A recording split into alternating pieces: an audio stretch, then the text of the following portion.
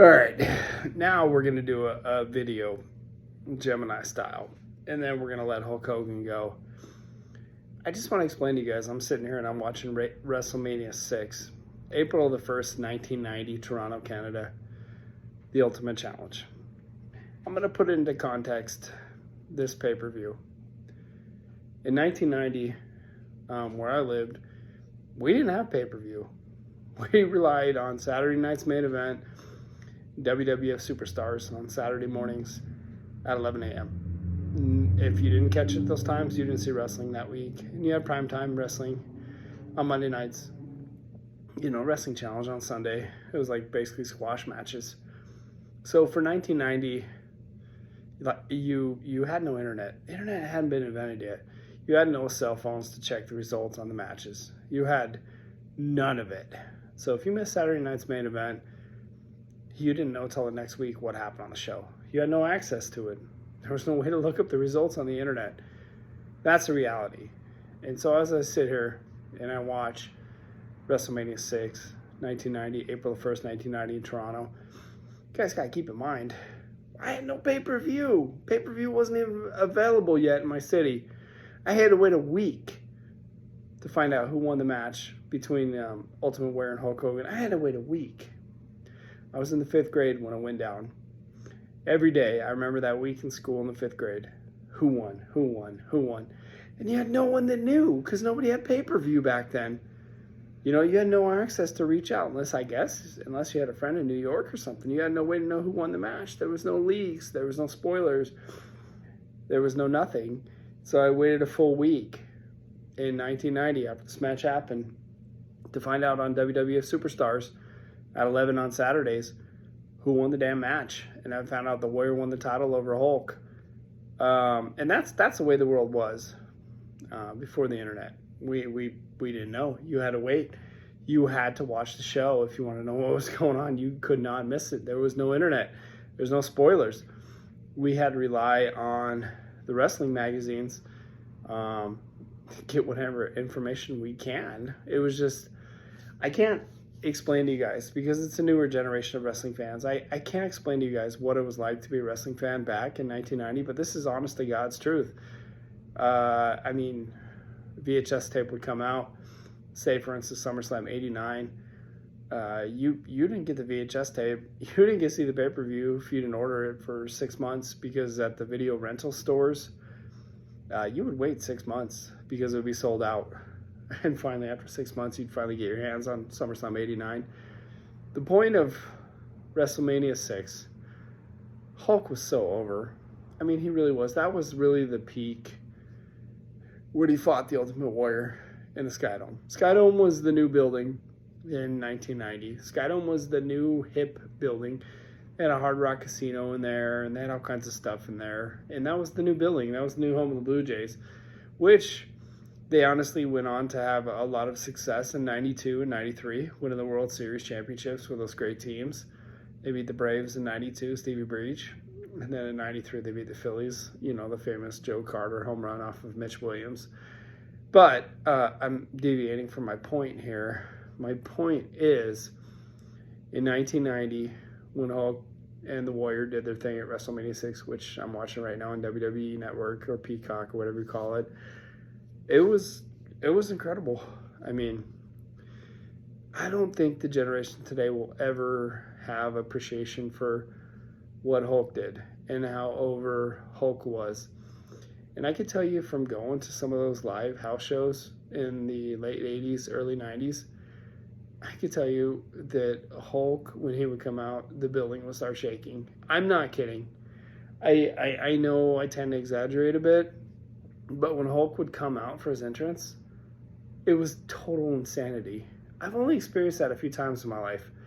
One is when I used to go to Giants games and Barry Bonds would hit one out of the park, and it would be a giant party out on the boardwalk. Complete insanity, and back then it was the AT&T Stadium, right? When Bonds would go deep. That was insane, right? And then when Hulk would come out and do his live entrance, it was insane. I mean, really. You thought Jey Uso's entrance was special this week, or this year at WrestleMania in April? Hulk used to do that every time he'd come out of the crowd or come out of the entranceway, come into the match. People would just lose their shit. I mean, Hulk was so over. And, I mean, it was insane how over Hulk was. The WrestleMania 6 was the peak. I mean, they started booing Warrior halfway through this match. They knew he wasn't the guy. And Hulk knew he wasn't the guy. And if you watch this match, they knew Warrior wasn't a great wrestler. So Hulk carried him. Him and Hulk set up a plan before the match not to make the Warrior look bad. Hulkamania was just running wild. I'm sitting here looking at the opening shot during the national anthem with Robert Goulet.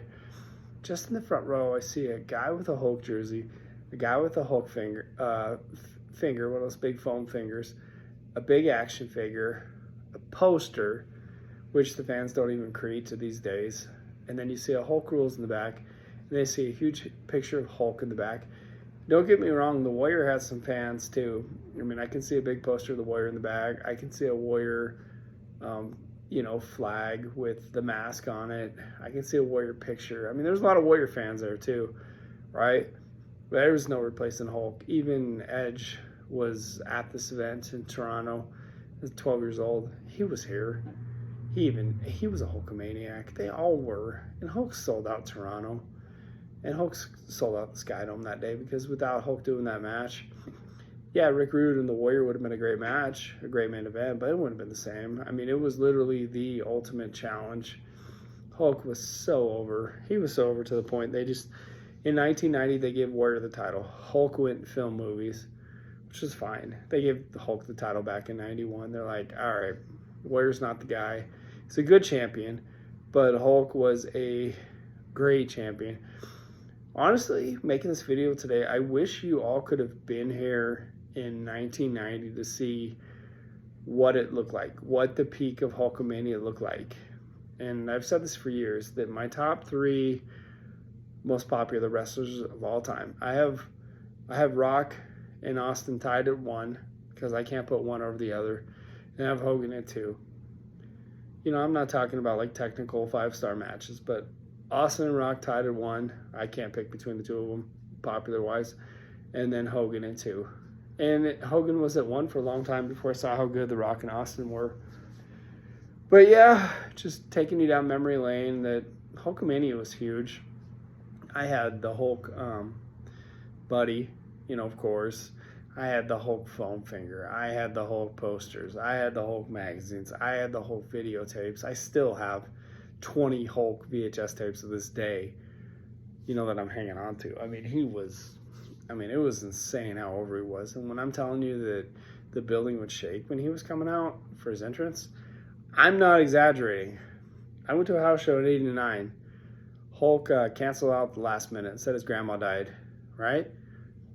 Almost a riot. They had like Warrior and Earthquake through the main event. It was almost a riot. And then Hulk felt so bad, and it was such a buzz that he came back for the next show because everyone was so pissed off. They had to put a sign on the front door that said Hulk won't be here tonight. And a lot of people left.